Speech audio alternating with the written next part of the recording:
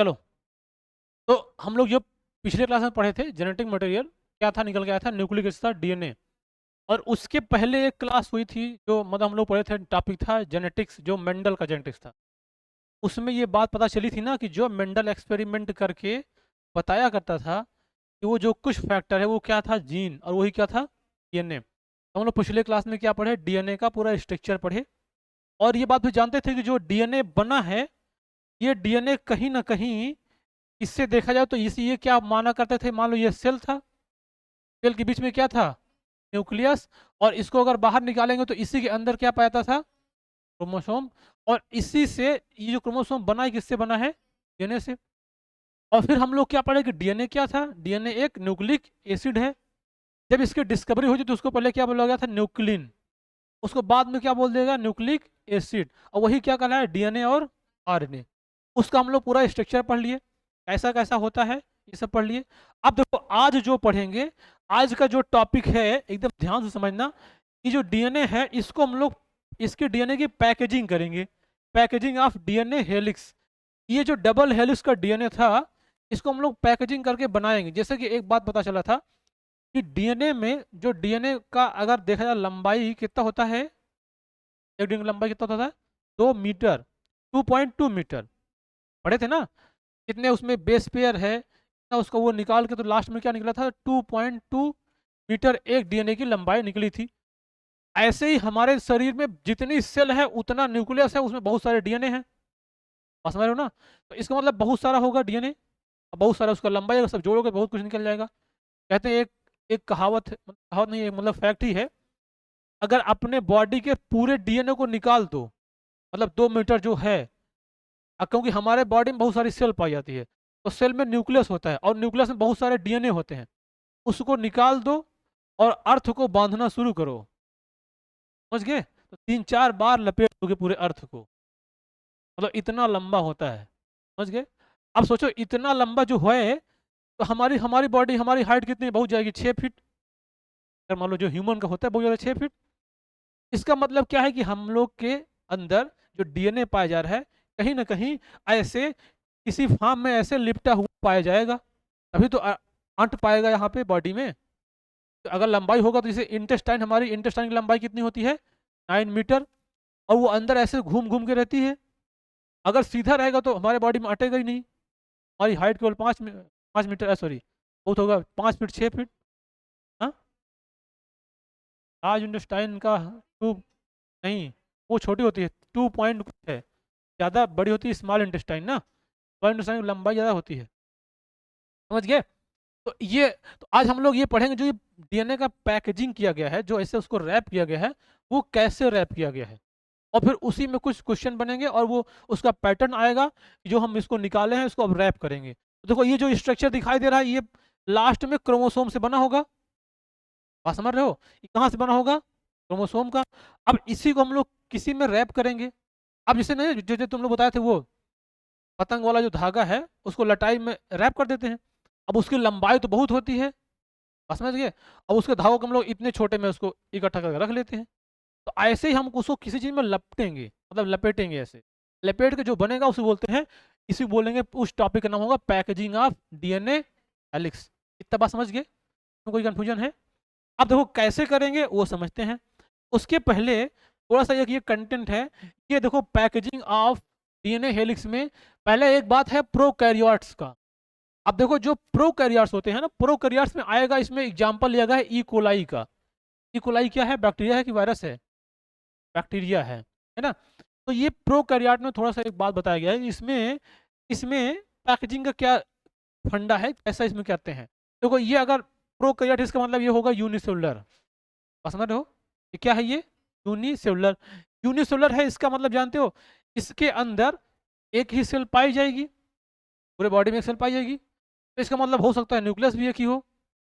और जानते हो प्रोकैरियोट का न्यूक्लियस जो होता है पूरी तरह से उस न्यूक्लियर मेम्ब्रेन से सराउंडेड नहीं रहता है, समझते हो ना बात, जिसे उसको प्रोकैरियोट बोला गया है। अब इसका मतलब इसके अंदर ये जो डीएनए होंगे वो हर जगह पे स्कैटर्ड नहीं होंगे, मतलब इतराए हुए नहीं पाए जाएंगे, क्योंकि एक ही सेल है।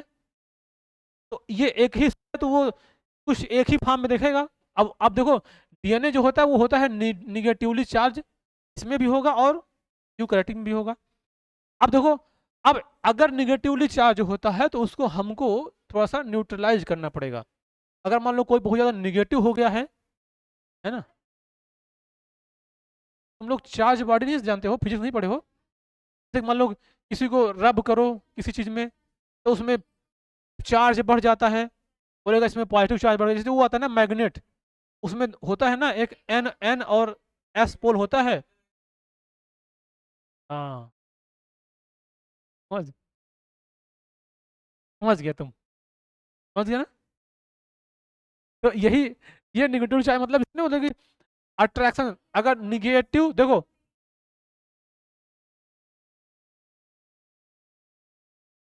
जैसे कभी कभी तुम लोग तो निगेटिव हो जाते होगे तो तुम्हें पॉजिटिव किया जाता होगा, बात समझ रहे हो। कभी निगेटिव हो गए या कभी ज़्यादा पॉजिटिव हो गए, तो अगर ज़्यादा निगेटिव हो गए तो भी दिक्कत, और ज़्यादा पॉजिटिव हो गए तो भी दिक्कत। दोनों क्या करना है, बैलेंस करना है। तो इसको भी क्या करना है, बैलेंस करना है। तो ये देखो ये होता है निगेटिवली चार्ज, तो it help with the some positively charge protein to form nucleoid. इसमें इसमें जो इसको पार्टिकल हेल्प करेगा वो होता है न्यूक्लियोइड। अब देखो यहाँ पे ये यही है जो दिखाई दे रहा है ना, ये कुल ले दे के इसमें इस तरह है, इसी को बोलते हैं ये न्यूक्लियोइड है, और यही इसका क्या कहलाता है, ये नहीं कहलाता। बात समझ गए। और एक डायग्राम देखो देखो, यहाँ पे दिखाई दे रहा है ये वाला, जो ये वाला है और ये यहाँ बना है, इसको प्लाज्मिड बोलते हैं। इस प्लाज्मिड का अभी बाद में जब बायोटेक्नोलॉजी पढ़ेंगे तो यूज मिलेगा, और ये वेक्टर का काम करेगा।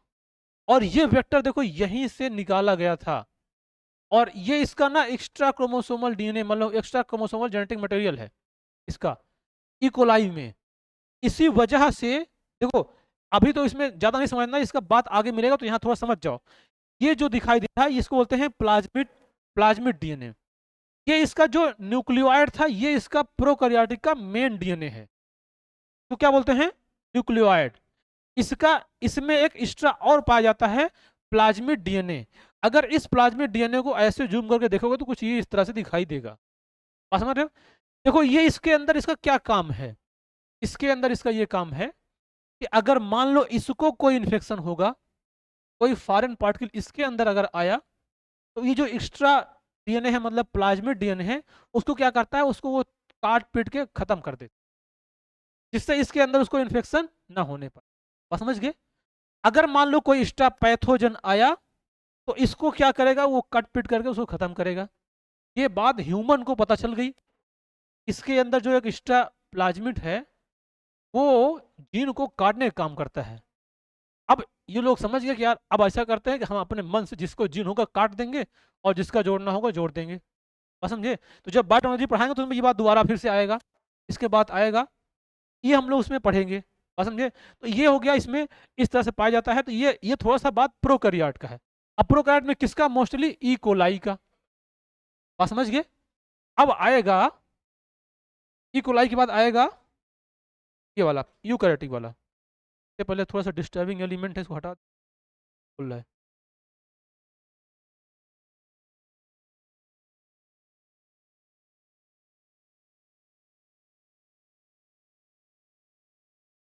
चलो देखो,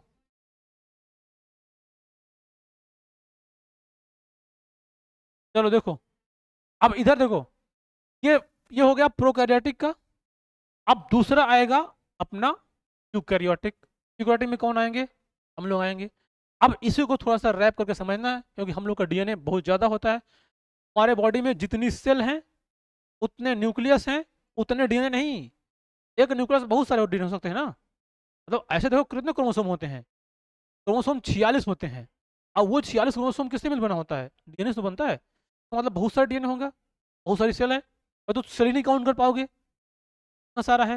न्यूक्लियस नहीं काउंट कर पाओगे तो क्रोमोसोम क्या करोगे, और समझ गए इस तरह से।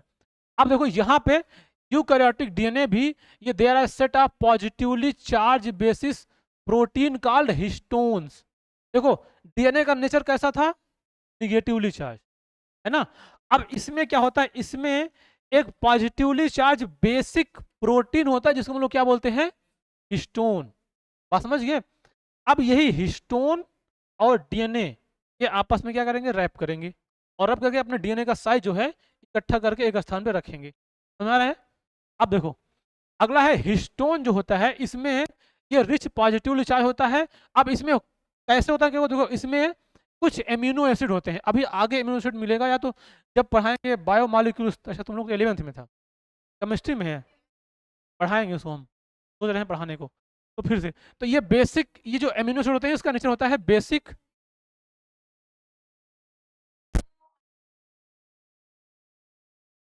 ये देखो ये बेसिक एमिनो एसिड होते हैं, और इसमें एक होता है लाइसिन और आर्जिनिन, बात समझ गए? ये दोनों एमिनो एसिड हैं, और यही सब मिलकर बनाता है ये 8 हिस्टोन्स, और इसी को हिस्टोन ऑक्टामर बोलते हैं। ऑक्टा मतलब 8 होता है, ये बात मालूम है ना? देखो देखो, ये जो हिस्टोन है ना, इसको ऐसे समझो, हिस्टोन को हम लोग जो धागे को लपेटने वाली क्या बोलते हैं, इसको लटाई, लटाई बोलते हैं ना, जिसमें पतंग वाला, हाँ जिसमें मंझा लपेटते हैं, उसको उसको लटाई बोलते हैं। ये मान लो कि ये ये हमारे डीएनए की लटाई है, बस समझ गए? इसी में उसको हम क्या करेंगे, रैप करेंगे। और वो कैसा होता है, ऑक्टामर। अब इसमें मतलब 8 टाइप के प्रोटीन, मतलब 8 प्रोटीन होते हैं, और वो 5 टाइप के होते हैं। देखो कौन कौन से, तो ये कुछ दिखे, अगर ऐसे दूर से देखेंगे तो कुछ ये ऐसा दिखेगा, जैसे ये दिखाई दे रहा है यहाँ पे। अगर हम इसको और अंदर से जूम करके देखेंगे तो इसके 8 जो वो है वो ऑक्टामर दिखेगा। अब देखो इसमें क्या क्या है, देखो एक तो होता है H1, नहीं पहले भी H1 को छोड़ो, पहले जो इसमें 8 है इसको समझ जाओ। देखो ये H2O A और ये H2A, मतलब जो क्योंकि उधर वाला दिखाई नहीं पड़ेगा, क्योंकि अब चार चार बाल हो तो बना के दिखाएं। देखो इधर दो है, दो उधर, दो इधर, तो दोनों उधर वाले क्या कहलाएंगे, H2A H2A, एक टाइप ये हो गया। तो क्या हो गया, H2B H2B, और तीसरा हो गया, एक हो गया H3 नीचे तरफ, और H4, बात समझ गए? ये सब मिला के क्या बन गया, ऑक्टा। और ये क्या है, प्रकार का हिस्टोन प्रोटीन। कैसा होता है, पॉजिटिवली चार्ज, इसका मतलब निगेटिवली चार्ज डीएनए को पॉजिटिवली चार्ज हिस्टोन ऑक्टामर में रैप किया जा रहा है, डाइजेस्ट हो रहा है। अब देखो इसी में जो ये वाला प्रोटीन है इसको बोलते हैं H1 हिस्टोन, बात समझ गए? ये वाले क्या थे, H2A, मतलब एक होता है H2A H2B H3 H4, और एक होता है H1 हिस्टोन। तो होते कितने हैं, 5 टाइप के, ये दो दो हैं और ये क्या है, कल है, बात समझ गए? अब देखो जो डीएनए है, ये डीएनए आएगा और इसी में ऐसे रैप करेंगे, इसको ऐसे घुमाएंगे फिर आगे बढ़ेगा, फिर ऐसे घुमाएंगे फिर आगे बढ़ेगा। अब अब बात ये आती है कि ये देखो negatively charge DNA is wrapped around the histone octamer to give nucleosome. जब इसके ऊपर जब इसके ऊपर डीएनए को रैप कर देंगे तो जो बनेगा वो कहलाएगा न्यूक्लियोसोम। जैसे वहां याद करो, वहां क्या बना था, न्यूक्लियोटाइड, है ना, पॉलीन्यूक्लियोटाइड है, यही तो डीएनए न्यूक्लियोक एसिड था। और यहाँ पे क्या बनेगा, डीएनए, और सॉरी न्यूक्लियोसोम। अच्छा देखा जाए तो यही न्यूक्लियोसोम ही तो है, आगे जाके फिर आगे पॉलीन्यूक्लियोटाइड बनाएगा। उस डीएनए को हम लोग अब रैप कर रहे हैं ना, कैसे उसको रखना है, बात समझ रहे हो ना? तो ये क्या बनेगा, ये बनेगा आपका एक न्यूक्लियोसोम, जो कि ये ऐसा बन गया है। अगर इसको देखोगे तो ये ऐसा कुछ दिखेगा, अगर इसको साइड से देखोगे कुछ ऐसा दिखेगा। और ये जो न्यूक्लियोसोम है ये टॉप व्यू है, मतलब जब खूब ज्यादा इकट्ठा रहेगा तो इसको देखोगे तो इस तरह से कुछ कंडेंस फॉर्म में दिखेगा, बात समझ गए? इस तरह। अब आगे देखते हैं।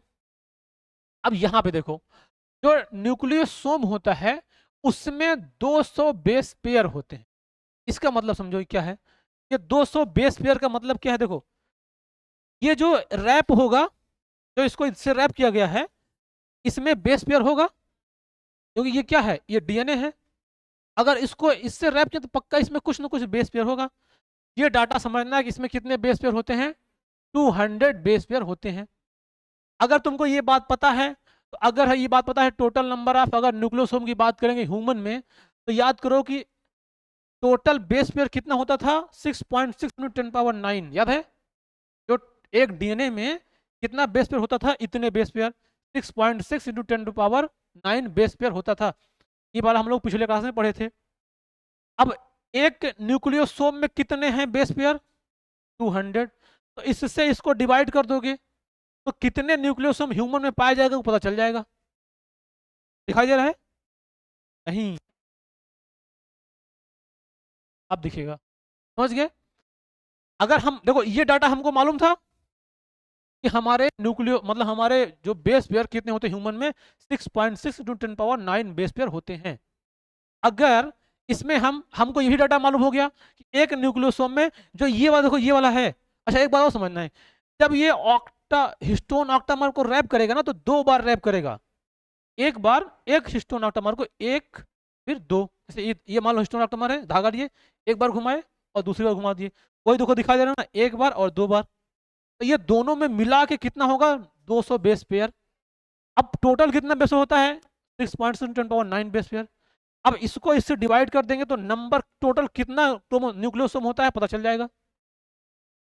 दिक्कत हो रही कोई?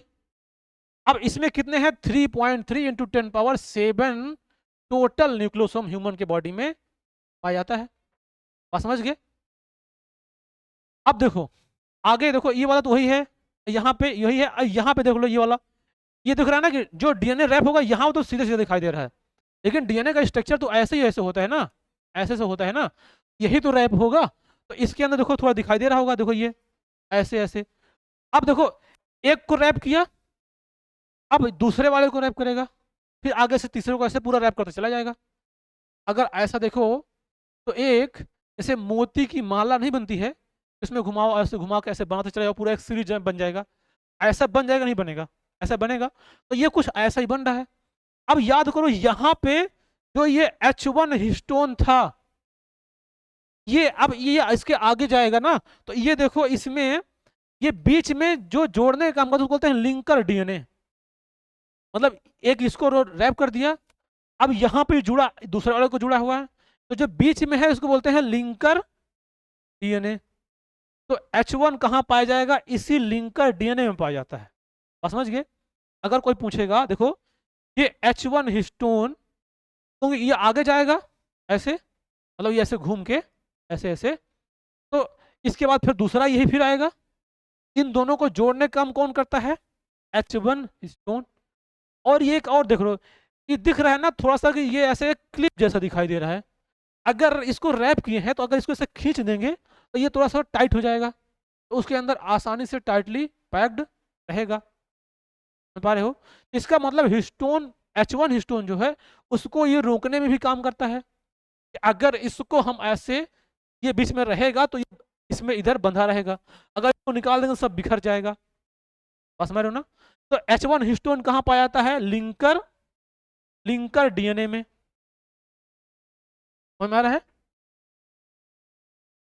हाँ, इसमें कहाँ है? ये लो, ये दिखा, इसको बोलते हैं H1 टोन। दिख गया?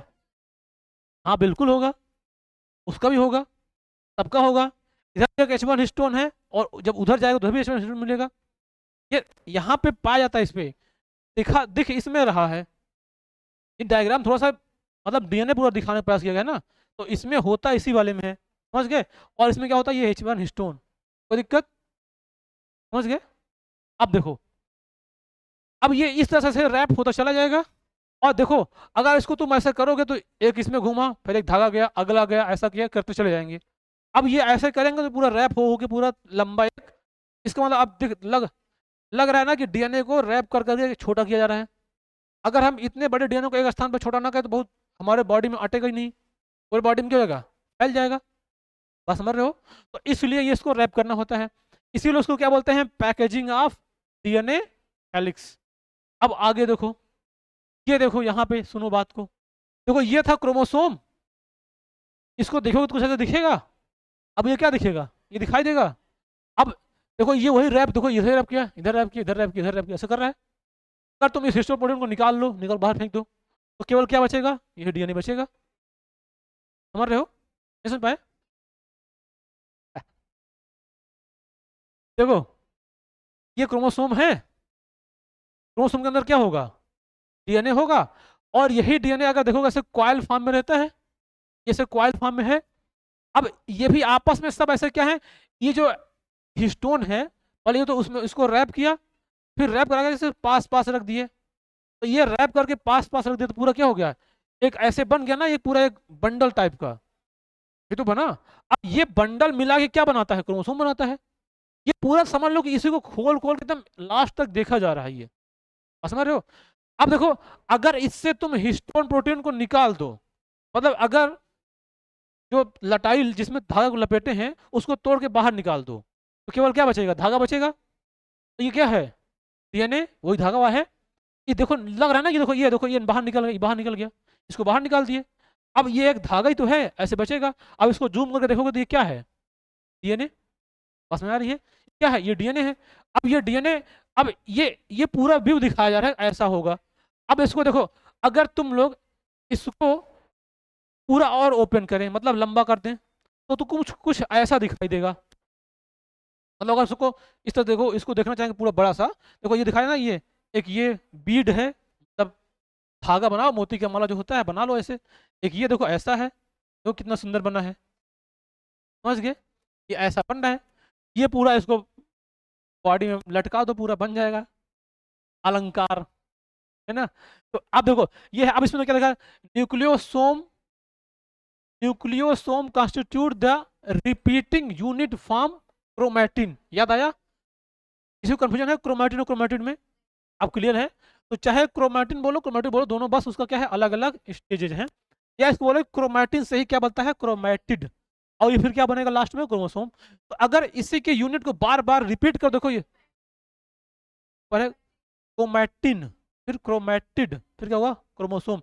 और समझो कि तुम लोग समझना है, क्रोमैटिन एक प्रकार का उसका मटेरियल है, किसका, क्रोमैटिड का, समझे। अब देखो, अगर इसी को रिपीट कर दो बार बार, पास पास लाओगे ऐसे रख दो सटा के, तो क्या बन जाएगा, पूरा ये क्रोमोसोम बन जाएगा। तो बनता है क्रोमोसोम, कोई दिक्कत है क्या।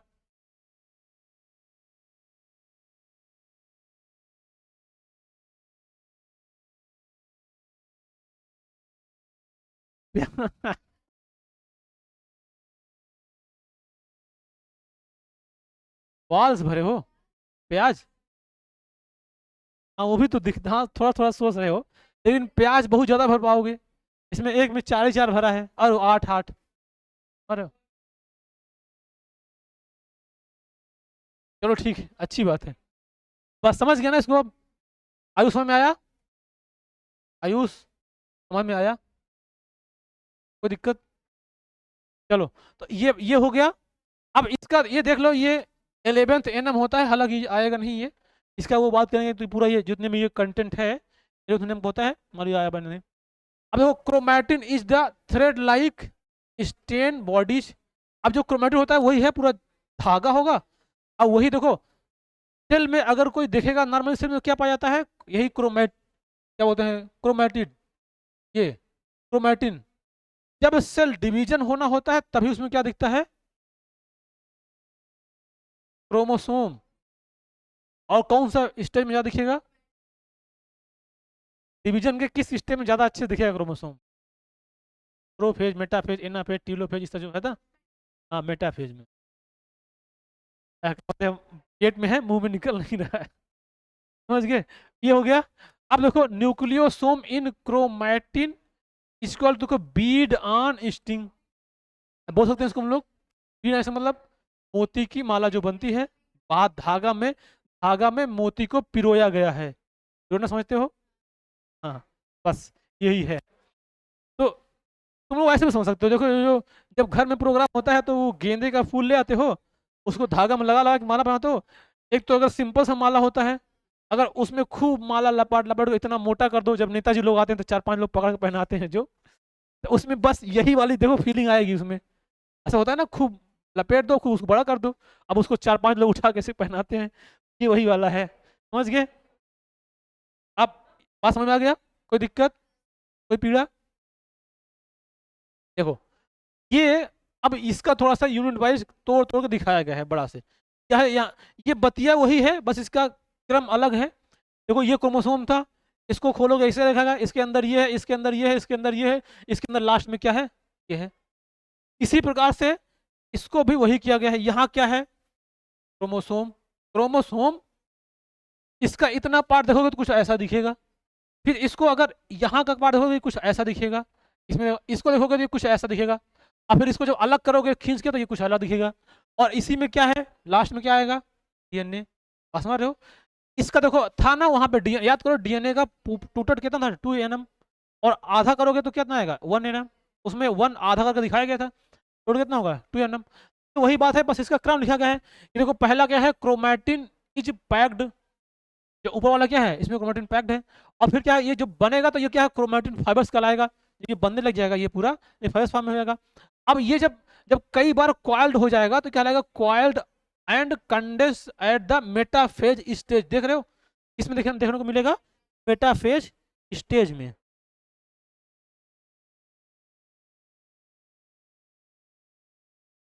समझ गए, क्या आ गया, उसको मेटाफेज स्टेज में देखने को तो मिलेगा।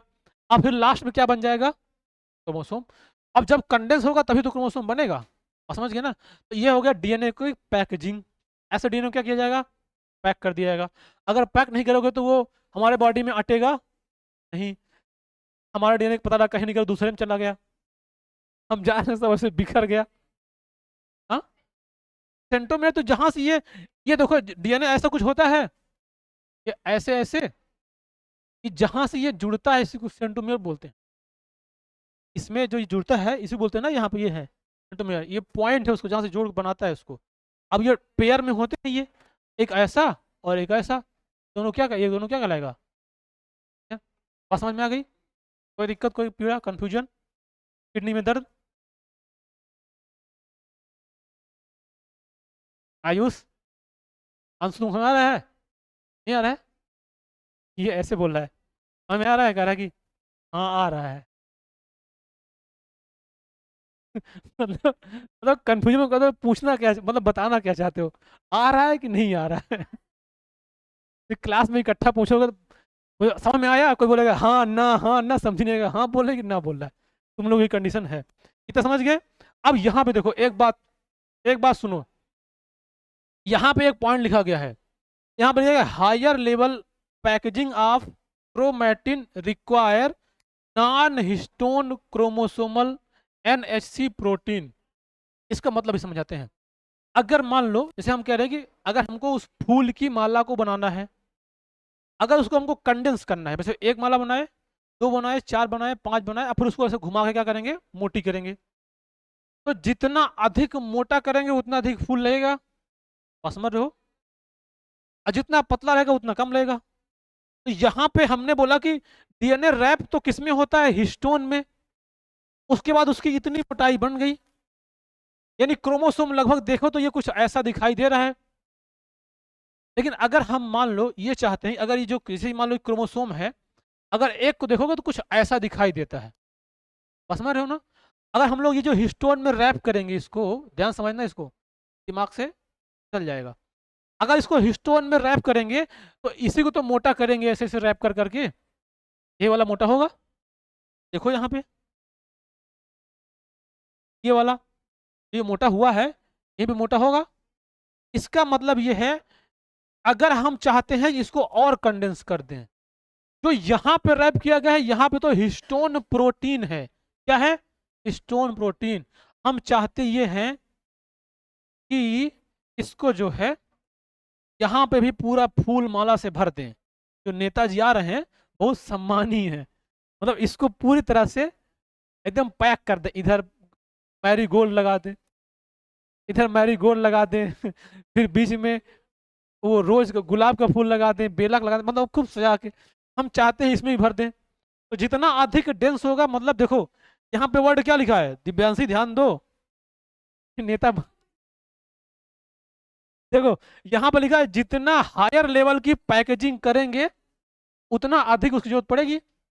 अब अब हर जगह पे हिस्टोन अवेलेबल नहीं हो पाएगा, तो वहां पे क्या करेंगे, जैसे यहाँ पे बीच में बिना हिस्टोन प्रोटीन, मतलब नॉन हिस्टोन प्रोटीन में ही रैप कर दिया जाएगा। तो उसी को लोग बोलते हैं, ये क्या है, नॉन हिस्टोन क्रोमोसोमल प्रोटीन। बात समझ गए। अब ये और कंडेंस होगा तो मतलब लिखा है higher level of packaging of chromatin require non chromosomal sorry non histone chromosomal protein, इसको शॉर्ट फॉर्म में NHC लिख के भी आता है, ये भी दिमाग में होनी चाहिए। समझ आया? बस उड़ा तो नहीं, आगे आ जाओ तुम लोग, दिक्कत हो तो वही करना है, आगे बढ़ना है। बस समझ आ रही है, कोई दिक्कत? तो DNA को पैक कर दिए, सबका DNA पैक है, किसी के बाहर तो नहीं है, तो ऐसा DNA क्या करेगा, पैक किया जाएगा। अब अगली पॉइंट देखो कि जो DNA को पैक किया गया है, इसको ये दो कैटेगरी में डिवाइड कर देते हैं हम लोग इसको। एक होता है यूरोक्रोमैटिन और एक होता है हेट्रोक्रोमैटिन। समझ आ रहे हैं? एक होता है यूरोक्रोमैटिन और एक होता है हेट्रोक्रोमैटिन। देखो, अगर तुम किसी DNA को बहुत ज्यादा डेंसली पैक्ड नहीं करना चाह रहे हो, मतलब तुम किसी को मन से माला नहीं पहनाना चाह रहे हो, समझ रहे हो, तो जो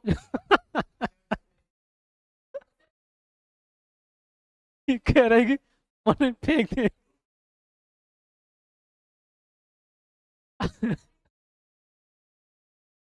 ये कुछ ज्यादा ही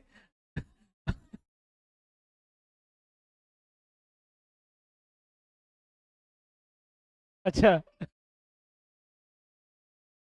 वो तो ठीक है, मान लो किसी लड़की को दूल्हा पसंद नहीं है, तो उसके लिए क्या लेगा, हल्का वाला माला लाया, लो। या तो उसको भगवान ने बुलाया रहेगी, वो माला उसके टल जाएगा, वही मार धाड़ शुरू। समझ गए? देखो यहाँ पे क्या होगा, पहला क्या है, यूक्रोमैटिन।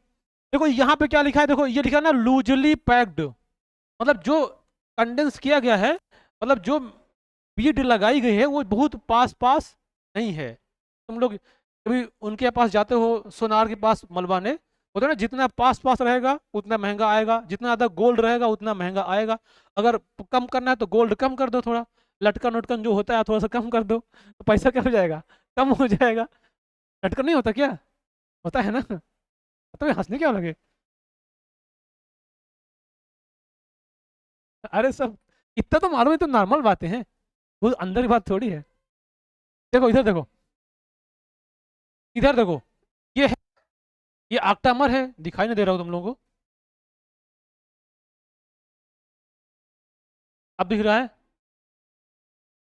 ये, वो, अरे वही लिखा जो पहले था, अब छोटा है तो वो क्या लिखा है यहाँ, क्या लिखा होगा देख नहीं सकते हो इसमें, ये वाला लिखा है, यही सब लिखा है। इसको जूम करके फट जाएगा, खुद ही नहीं दिख रहा है, क्या औकात इतनी है ना, अब वैसे नहीं दिखेगा। तुम लोग की क्लास चल रही है, यहाँ चल रही क्लास तुम लोग की? हाँ,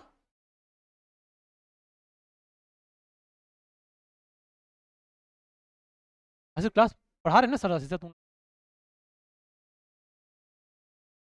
चलो, बात समझ गए। देखो ये रहेगा लूजली पैक्ड, और अगर लूजली पैक्ड रहेगा, ध्यान सुनो, अगर लूजली पैक्ड रहेगा तो जब बाद में जरूरत पड़ेगी ट्रांसक्रिप्शनली एक्टिव रहेगा। अगर इसका, जैसे मान लो अगर कोई लूजली पैक्ड उसको निकालना हो जल्दी तो जल्दी निकल जाएगा, खट खट खट निकाल रख दिए।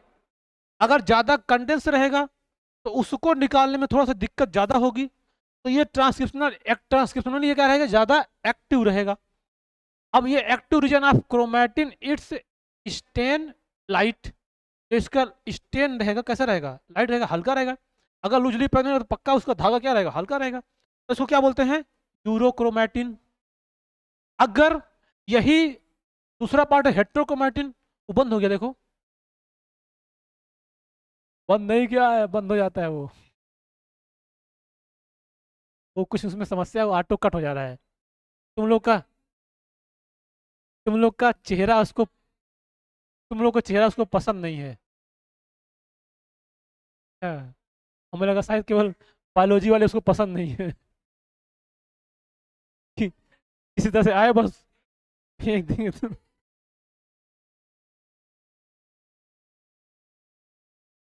टाइमर वो यहीं से खाट, अरे पगला टाइमर वो उसी में तो होगा, हटा दो ना। तो तुम हटा दो उसको, हटाना टाइम। चलो ठीक है, अच्छा देखो इधर, अगला हेट्रोक्रोमेटिन। अब देखो ये क्या रहेगा, डेंसली पैक्ड, मतलब हमको पसंद है आराम से, है ना।